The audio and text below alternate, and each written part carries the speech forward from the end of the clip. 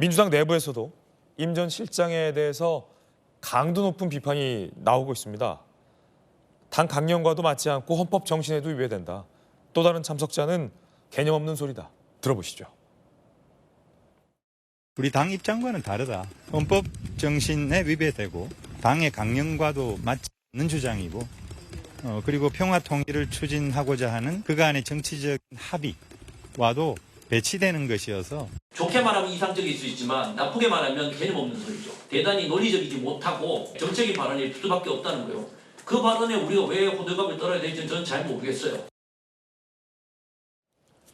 개념 없는 소리다. 그런가 하면 더 나아가서 친명 그룹에 토론회가 있었는데 문재인 정부의 대북 정책을 강하게 비판하면서 그 왜 대북 제재를 그렇게 잘 지켰냐? 에? 함께 보시죠.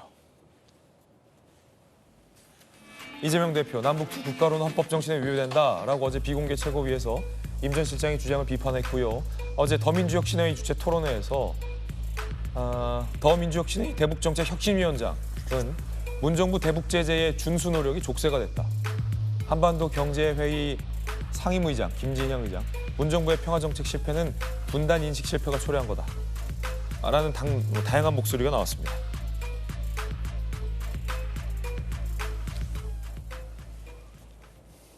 자, 들어보시죠. 막는 방법이 아주 어려운 게 아닙니다. 이 사람들을 통제하면은 막을 수 있는 겁니다. 경찰력만 투입하면. 근데 왜 하지 않았는가? 정말 의문입니다. 남북 문제에 관심과 전문성을 가진 586 정치인들이 적지 않는데 이분들이 의회 내에서 확고한 대북정책 개혁 그룹으로 자리를 잡고 대통령을 견인했다면 대통령이 다른 길을 갈 수 있지 않았을까?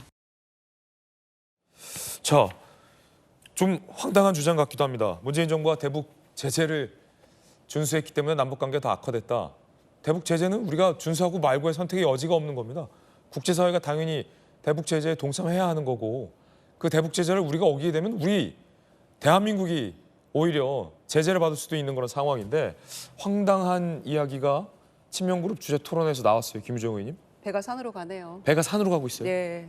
저는 임종석 전 실장이 이제 총선 때 좀 아쉬웠죠. 네. 아니 뭐 당내에서 의견은 분분했습니다만은 많이 아쉬웠는데 한 몇 달 만에 이제 등장을 했는데 존재감 뭐 과시 차원인지 아니면 평소에 소신인지 모르겠습니다만은 계속해서 이제 평화, 통일 뭐 이런 연구도 해왔고 운동도 해왔던 분이기 때문에 본인의 소신껏 얘기는 할 수 있다고 생각합니다. 그런데 이게 이제 엉뚱한 방향으로 자꾸 이게 뭔가 전개가 되는 듯한 느낌이 들어서 이쯤에서 멈춰야 된다라는 생각이 우선 듭니다. 마치 계엄령처럼요. 계엄령처럼. 네, 그래서 뭐 개인의 소신을 얘기할 수 있지만 이게 민주당원이시잖아요. 당의 강령에도 배치되고 또 헌법과도 좀 상반되는 그런 이야기 아닙니까? 네네. 평화 통일을 지향하는 그런 것들이 전문에도 헌법 뭐 4조를 포함한 뭐 각조에 다 담겨져 있는 것인데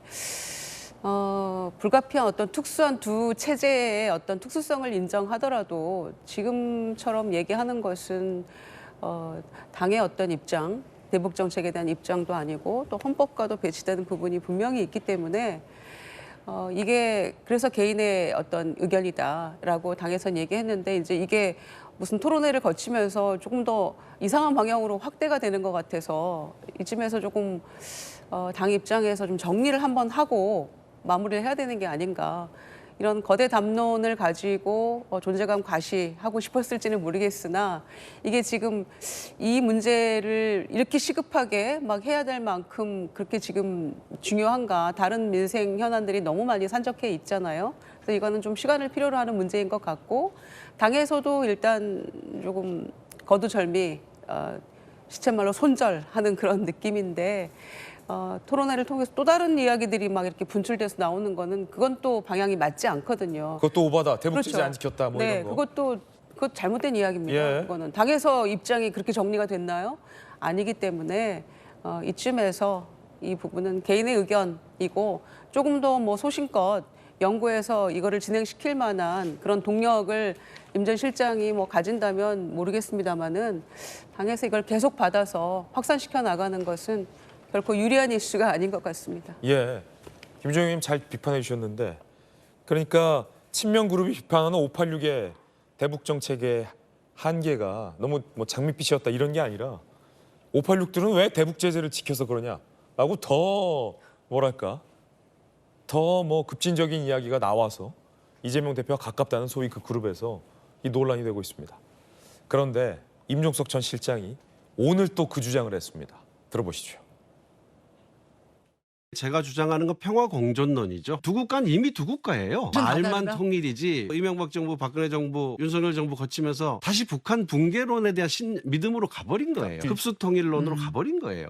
그렇기 때문에 저는 통일 논의가 오히려 평화에 대한 합의를 크게 저해하고 있다. 오히려 김정은 국무위원장의 적대적 두 국가론을 윤석열 정부가 도와주는 꼴이다. 거의 쌍둥이 격이죠. 국가보안법도 없어지는 거고 그렇게 되면은 뭐 통일부도 없어지는 거고 이렇게 되는 건가요? 저는 뭐 통일부도 지금 필요 없겠다. 국가보안법 없애고 통일부도 없애자. 아까 김수경 차관은 이쯤 되면 막 나가는 것이다 라고 강하게 비판했는데 김정은이 곧 헌법을 고친답니다.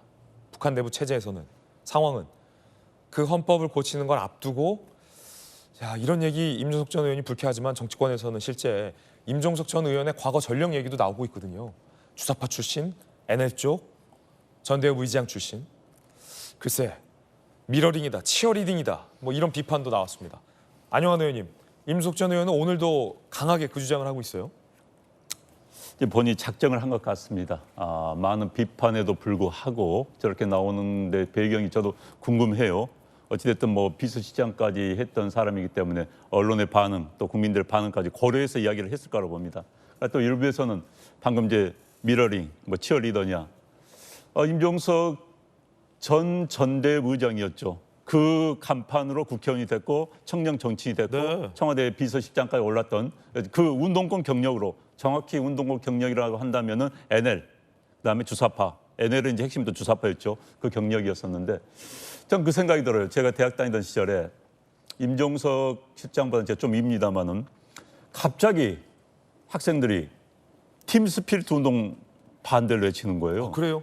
전 그때 이제 왜지? 핵심이 아니었기 때문에 왜지? 팀 스피릿 운동이 팀 스피릿 훈련이죠. 한미 연합 훈련인데 그걸 왜 반발하지? 저는 사실 잘 이해를 못했어요. 그런데 얼마 후에 카터 미국 대통령이 김일성 북한 주석을 만나가지고 대동강에 배 띄워놓고 이제 이야기를 나눴습니다. 그때 김일성 주석이 카터 대통령에게 제발 미국 가가지고 팀 스피릿 훈련 좀 그만 좀 하게 해달라. 우리 죽겠다. 팀 스피릿 훈련 한번 하는 순간 몇 개월 동안 북한 경제가 마비된다.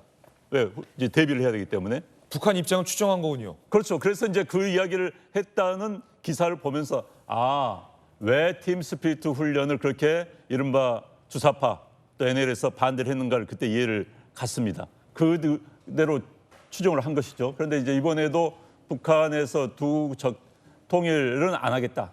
두 국가 적대적 두 국가로 이야기하니까 지금 남쪽에 있는 그동안 통일을 외쳤던 시민사회단체, 북한 성향의 시민사회단체들이 이름을 다 바꿨습니다. 통일자 다 뺐습니다.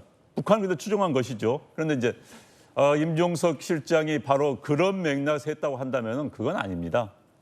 그야말로 미러니 뭐 치어리더니 이야기가 나올 수밖에 없는 거고요. 저는 이제 이 자리에서 아까 어떤 교수님이 웬 개념 없는 소리, 웬 호들갑 떨 이유는 없다라는 이야기인데 그 이야기를 해주고 싶습니다. 다만 통일분할 정부 정책 당국자도 이 점은 우리가 짚고 넘어야 됩니다. 방금 앵커 말씀하신 것처럼 곧 북한의 헌법이 이제 통일을 아예 삭제하고 두 국가론으로 나갑니다. 그럼 우리가 북한은 그런데 뭐 변하고 있습니다. 어찌 됐든지 간에 정책이 바뀌었습니다. 그러면 북한의 정책이 바뀌었음에도 불구하고 지들 마음대로 하라고 그래 라고 할 수는 없는 겁니다. 분명히 통일을 지향한다면 통일의 상대가 아닙니까? 상대가 저런 모습을 보여주고 있다고 한다면 이에 대한 대비책도 우리가 만들어 나가야 되는 겁니다. 저는 두 국가론도 현재 김일성 독재 체제 하에서 김정은 독재 체제 하에서 공산주의 독재 체제 하에서는 불가능하다는 이야기를 하고 싶고요. 아까 임종석 실장이 이명박 박근혜 윤석열 정부 하에서 비난했습니다. 흡수 통일론을 하려고 했다고 하는데 흡수 통일은 다 마찬가지입니다. 김대중 대통령, 노무현 대통령, 문재인 대통령 똑같이 자유민주주의 원칙에 의한 통일을 이야기했습니다. 이게 북한의 입장에서 본다면 흡수 통일을 다 받아들일 수밖에 없는 겁니다. 우리의 목표는 북한 주민들을 민주주의 하에서 자유롭게 인권이 있는 나라를 만들겠다는 우리의 궁극적인 통일의 목표입니다. 그럼 흡수 통일 될 수밖에 없는 거예요. 그럼 부인할 수가 없는 겁니다.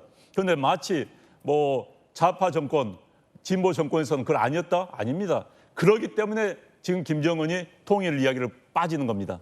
문재인 대통령 믿었는데 믿을 수 없다 이렇게까지 이야기 나오는 거예요. 우리의 원칙은 자유민주주의에 의한 통일입니다. 그건 누구도 부인할 수 없는 거고요. 다만 북한 체제가 자유민주주의가 됐을 때 그리고 북한 주민들이 그래도 우리 두 국가로 살아가게 한다면은 그때는 주민들의 입장을 맡게 되는 겁니다. 그러나 지금 북한 주민들이 저런 억압과 전제 정차에서 있을 때는 우리는 북한 주민들을 거기서 벗어나게 해야 됩니다. 그건 통일밖에 없다는 예. 말씀을 드리겠습니다.